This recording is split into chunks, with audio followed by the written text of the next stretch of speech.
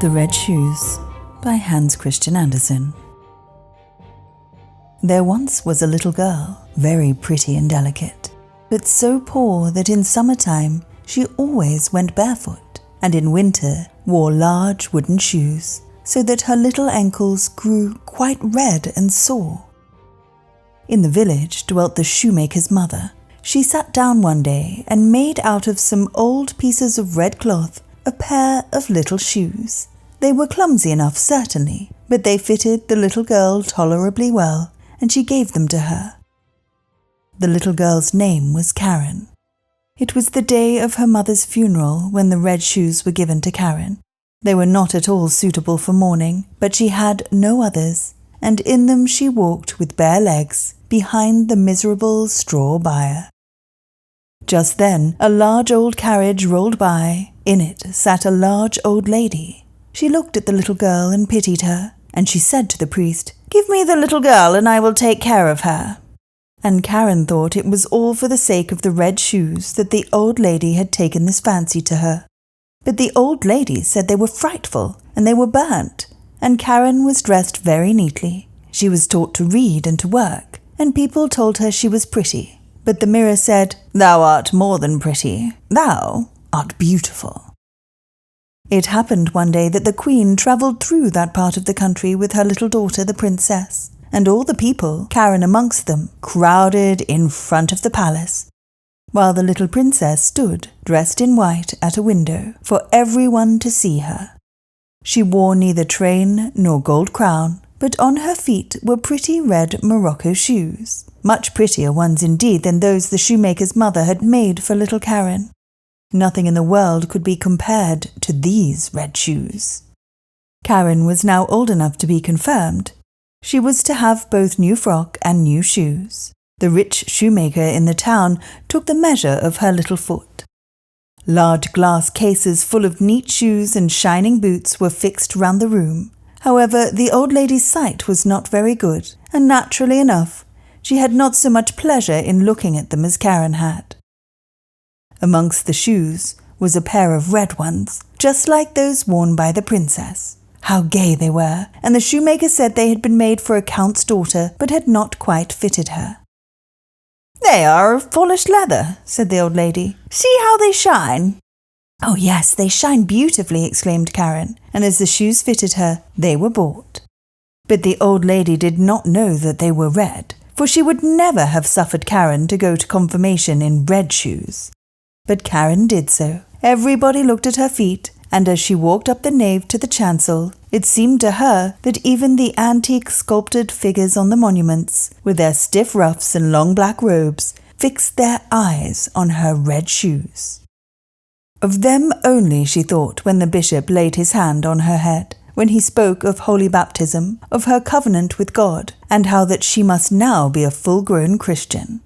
The organ set forth its deep, solemn tones. The children's sweet voices mingled with those of the choristers, but Karen still thought only of her red shoes.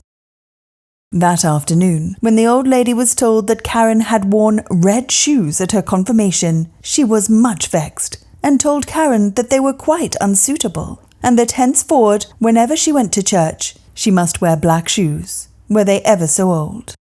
Next Sunday was the communion day.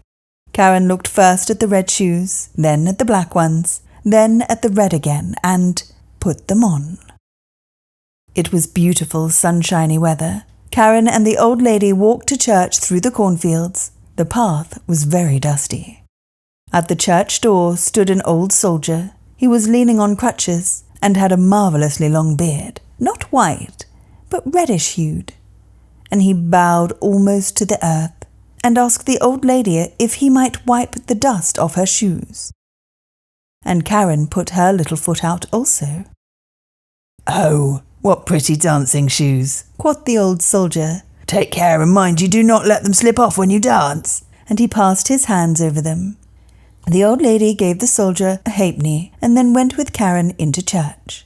And everyone looked at Karen's red shoes, and all the carved figures, too, bent their gaze upon them. And when Karen knelt before the altar, the red shoes still floated before her eyes. She thought of them and of only them. And she forgot to join in the hymns of praise. She forgot to repeat, Our Father. At last all the people came out of church, and the old lady got into her carriage. Karen was just lifting her foot to follow her, when the old soldier standing in the porch exclaimed, Ah, look, what pretty dancing shoes! And Karen could not help it. She felt she must make a few of her dancing steps, and after she had once begun, her feet continued to move, just as though the shoes had received power over them.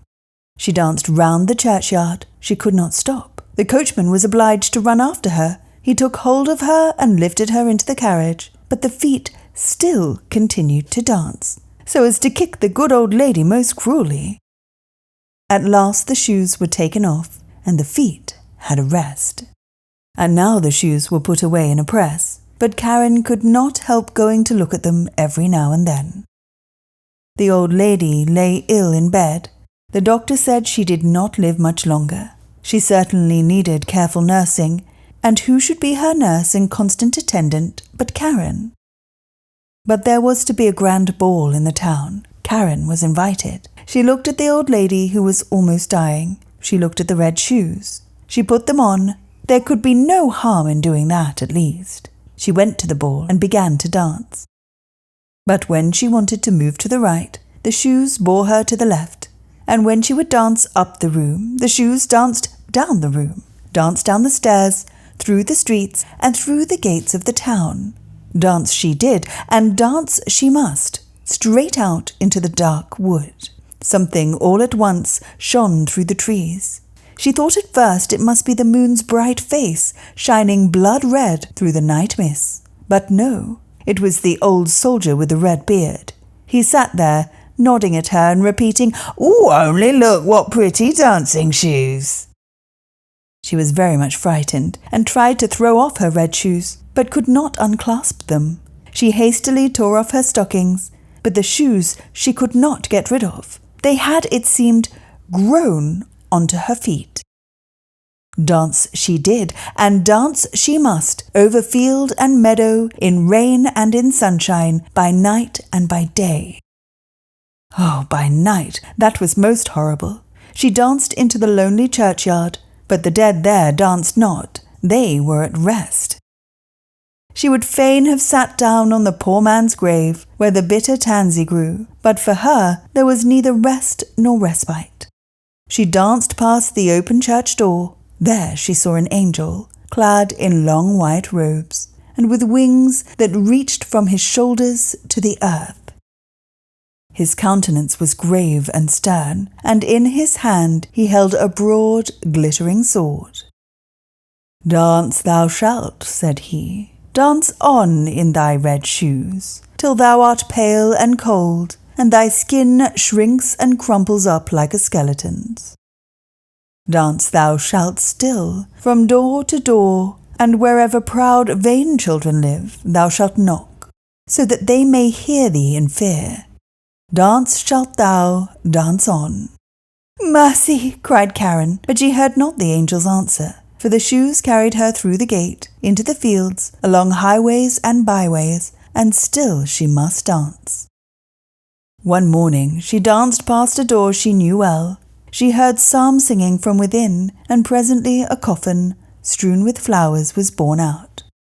Then Karen knew that the good old lady was dead, and she felt herself a thing forsaken by all mankind, and accursed by the angel of God.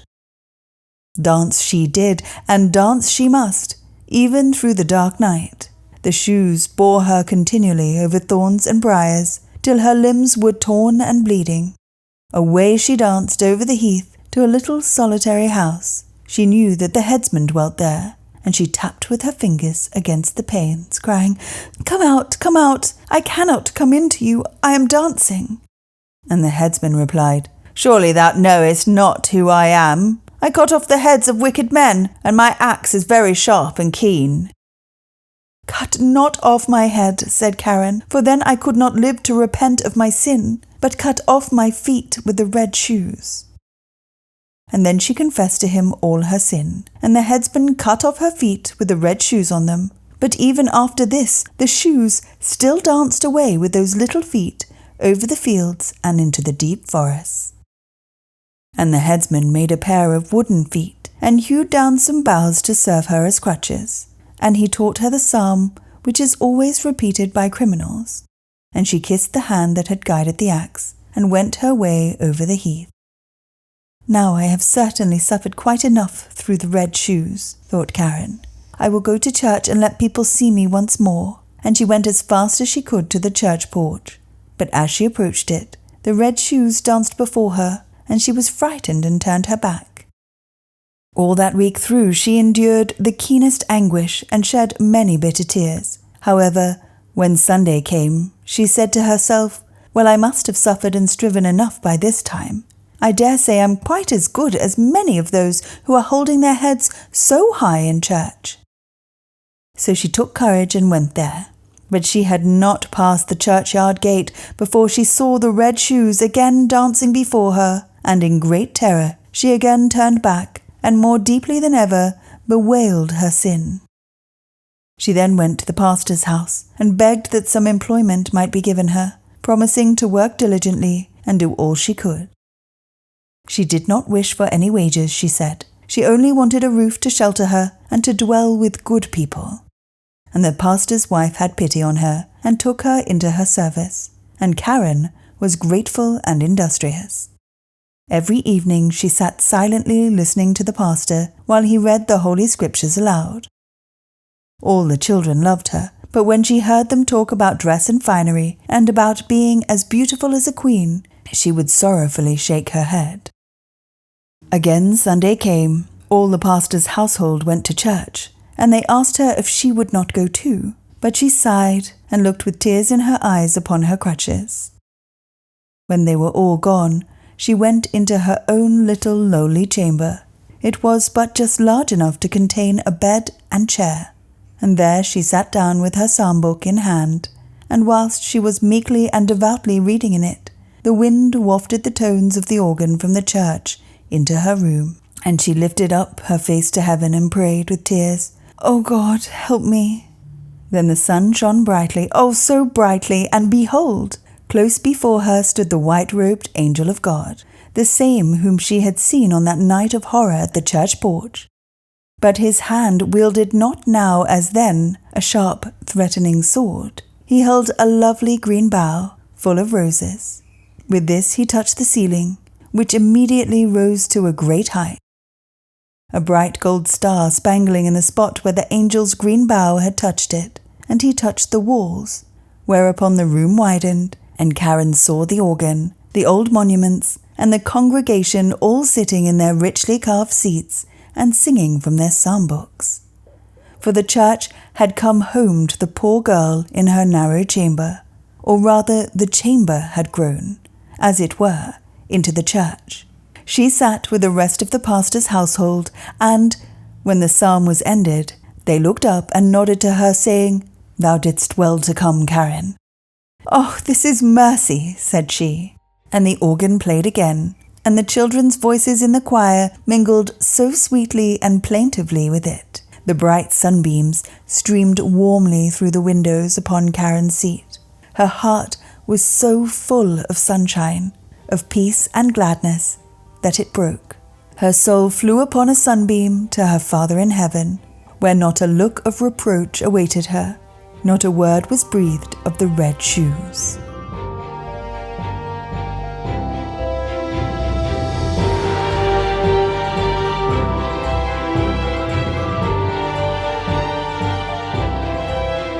What do you think is the moral of the red shoes?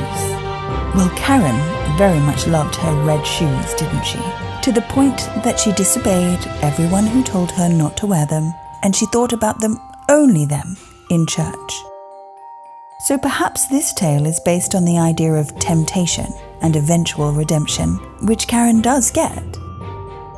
To its young readers, I think it suggests that we should avoid sin, like vanity and pride. Though if you are not religious, the idea of loving something a little bit too much, at the expense of everyone and everything. So that's a good lesson to learn, whether you believe in God or not. Something to think about, don't you think?